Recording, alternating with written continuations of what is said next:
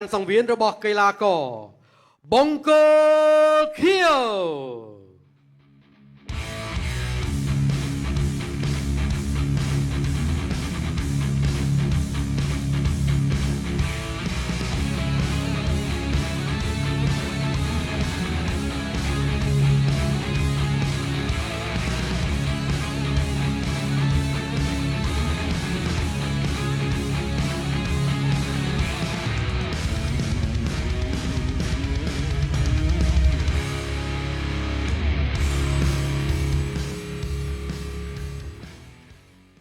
លើ7ដងឈ្នះ40ដងនិងចាញ់17ដង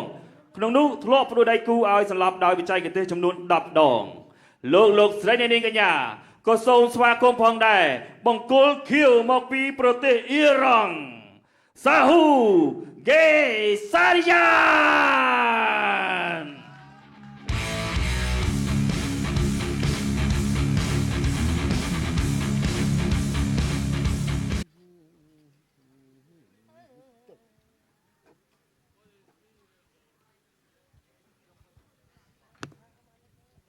ព្រះប្រកួត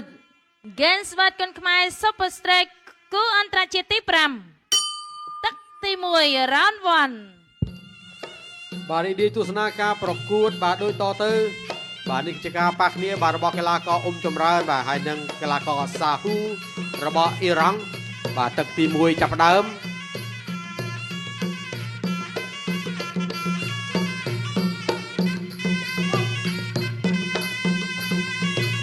បាទយ៉ាងទឹកទី1បាទអ្នកទាំងពីរបាទព្យាយាមដកស្រង់គីឡូគ្នាបាទសៀបសុងបច្ចេកទេស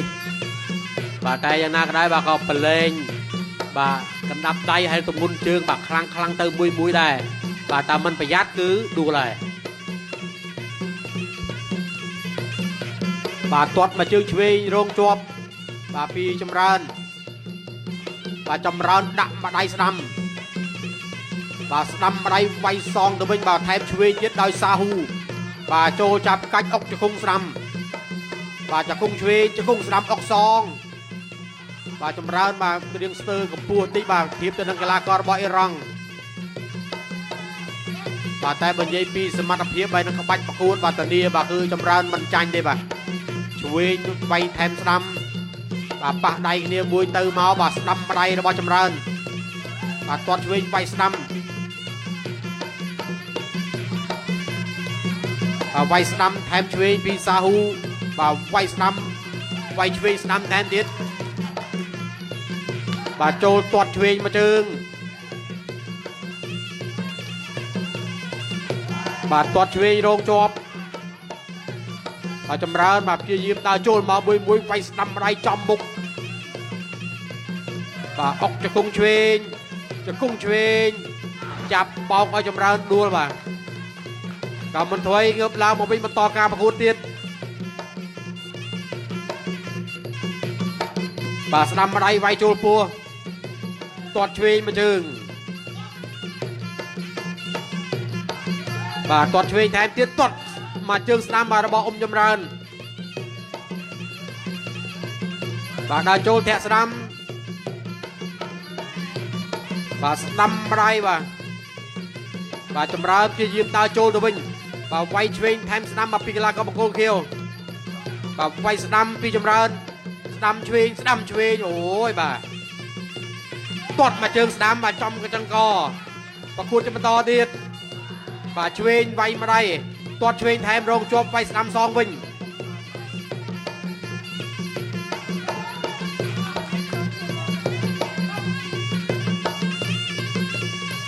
បាទវាយស្ដាំ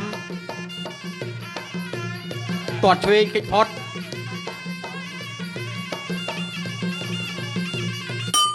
ចាប់ទឹកទី1ផុតទៅមួយទឹកទៅហើយបាទយើងក៏មានរូបភាពយឺតបន្សល់ទុកជូនបាទដើម្បីបាទទស្សនាសារឡើងវិញផងដែរបាទស្ដីពីការវាយចេញបាទរបស់កីឡាករទាំងពីររូប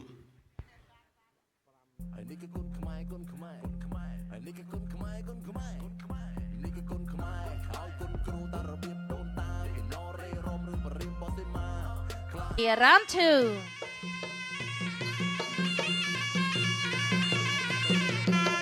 បាទទស្សនាការប្រកួតជាបន្តបាទមកជើងស្ដាំរបស់កីឡាករបង្គោលខៀវបាទស្ដាំទាត់សងវិញពីចម្រើនបាទ2ជើងស្ដាំបាទទាត់មកជើងឲ្យដួលបាទសង្ស័យណាបាទទឹកទី2នេះបាទធាក់មកជើងស្ដាំ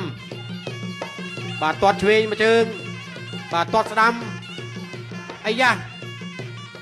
បាទល្អិលជើងដួលបាទប្រកួតជាបន្តទៀតបាទធាក់ស្ដាំចលោបាទពីកីឡាករបង្គោលខៀវដល់ចូលវាយស្ដាំទាត់មកជើងស្ដាំបាទទាត់ខុសដួលខ្លួនឯងក៏មិនអីបាទប្រកួតជាបន្តទៀតបាទធាក់មកជើងស្ដាំបាទវាយឆ្វេងថែមស្ដាំអុកកែងអីយ៉ាបាទលោកញ៉ាកដាបាទរាប់ទៅលើចម្រើន 3 3 4 4 5 5 6 6 7 7 8 8បាទងក់ក្បាលជាសញ្ញាបាទបន្តការប្រកួតទៀតបានបាទមើលអត់តន់ដែរបាញ់មិញបាទដឹងត្រូវត្រង់ណាបាទប្រកួតជាបន្តទៀតបាទវាយស្ដាំវាយឆ្វេងបាទវាយស្ដាំថែមឆ្វេងទៀតចូលចាប់អោបបាទកែងបកមួយបាទពីកីឡាករបង្គោលក្រហមអ៊ុំចម្រើនបាទប្រកួតជាបន្តទៀតបាទស្ដាំវាយចេញបាទវាយឆ្វេងដោយសាហ៊ូបាទសាហ៊ូដាក់ម្ដាយឆ្វេងថែមទៀតវាយឆ្វេងថែមទៀតវាយឆ្វេងទៀតបាទអុកកែងស្ដាំ2កែងបាទរបស់ចម្រើនសងទៅវិញក៏ប៉ុន្តែសាហ៊ូបាទកែងសងមកវិញបាទ3 4កែងជាប់គ្នាបាទមានត្រូវខ្លះមានអត់ខ្លះបាទដួលទៅទាំងពីរនាក់ងើបឡើងវិញបន្តការប្រកួតទៀតបាទអុកកែងស្ដាំកែងឆ្វេងកែងឆ្វេងបាទលោកញ៉ាកណាបាទចាប់ទាំងពីរញែកចេញពីគ្នាប្រកួតជាបន្តទៀតបាទវាយស្ដាំម្ដាយអុកកែងឆ្វេងចង្គង់ឆ្វេងវាយឆ្វេងម្ដាយបាទដួលជាលើកទី2ដែរបាទអ៊ុំចម្រើន 1 2 3 3 4 4 5 5 6 6 7 7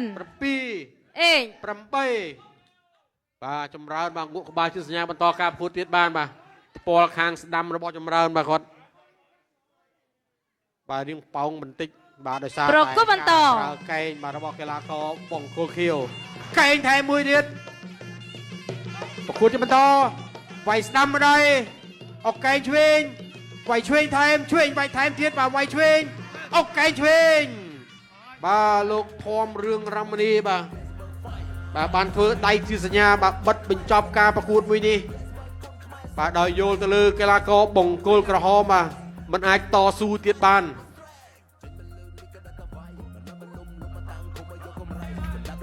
បើយ៉ាងណាមិញបាទយើងក៏មានរូបភាពយឺតៗដើម្បីធ្វើការបញ្ជាក់ជូនផងដែរបាទត្រង់នេះបាទប្រើកែងឆ្វេងបាទអុកទៅលើមុខរបស់ចម្រើនបាទធ្វើឲ្យចម្រើនដួលជាលើកទី1បាទត្រូវលោកញ៉ាកដាបាទរាប់ជាលើកទី1នៅពេលនោះ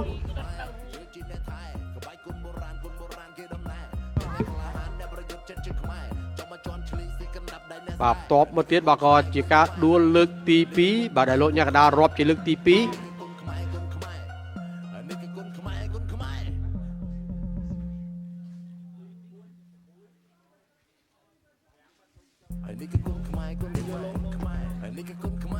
បាទនឹងការដួលបាទជាលើកទី3បាទអញ្ចឹងលោកញ៉ាកដាបាទគាត់លេងរាប់ហើយ